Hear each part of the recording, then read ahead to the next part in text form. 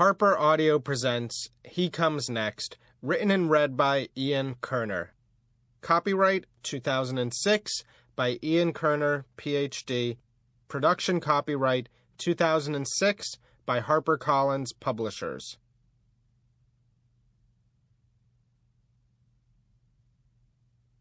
Preface.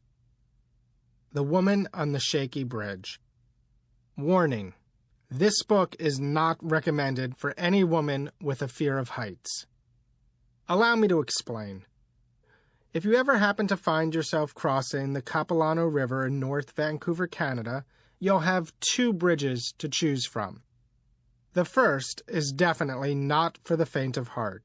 A mere 5 feet wide and 450 feet long, the Capilano Canyon Suspension Bridge is constructed solely of plank and cable and sways perilously in the wind some 250 feet above the turbulent rocky tides, right out of a scene from Alfred Hitchcock's Vertigo. Your other choice? A solidly built anchored bridge that rests a mere 10 feet above sea level. In 1974, two well-known psychologists, Arthur Aaron and Donald Dutton, used these bridges as the focus of an ingenious experiment, one that sought to explore the mysterious nature of sexual attraction. It's informally dubbed the Shaky Bridge Study, but I like to refer to it as the If He So Desired test. The two-part experiment went something like this.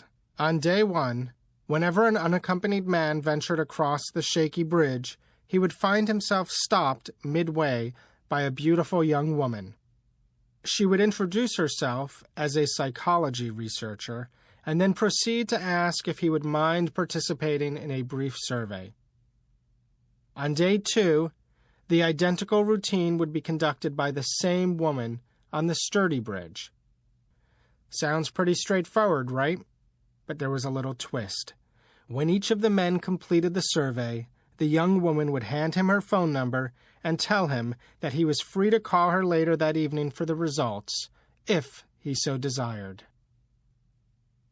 Unbeknownst to the subjects, the real study was not the answers the men gave on the survey, but what happened afterward.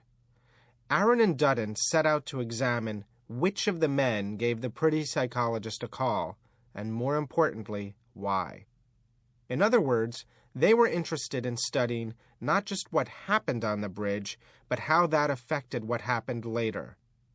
They wanted to examine the rudiments of sexual desire, not merely the in-the-moment cause and reaction of talking to a pretty girl, but also how that first interaction evolved into a longer-term desire for extended contact. Would the excitement and exhilaration of being on the shaky bridge versus the more mundane experience of being on the solid bridge promote romantic attraction? In technical terms, Aaron and Dutton were testing a concept called misattribution, also known as excitation transfer theory.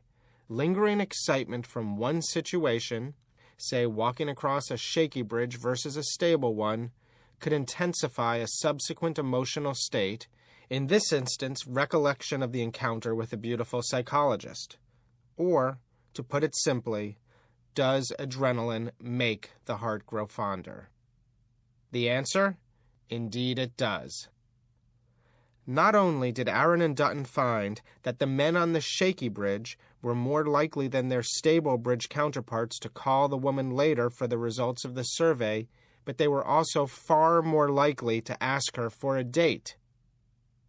We'll come back to this experiment a little later when we talk about the roles excitement and novelty play in stimulating our brain's natural sex wiring, and I'll outline my shaky bridge approach to great sex. Don't worry, it doesn't involve getting it on while bungee jumping, though that probably wouldn't hurt, accidents notwithstanding. Based on my experience working with couples, it's my wholehearted conviction that beneath the layers of decorative linens that cover our conjugal beds, there lies a shaky bridge, ready and waiting for high-stakes action. Yet, most of us spend our sex lives on the stable, sturdy one, often without realizing it.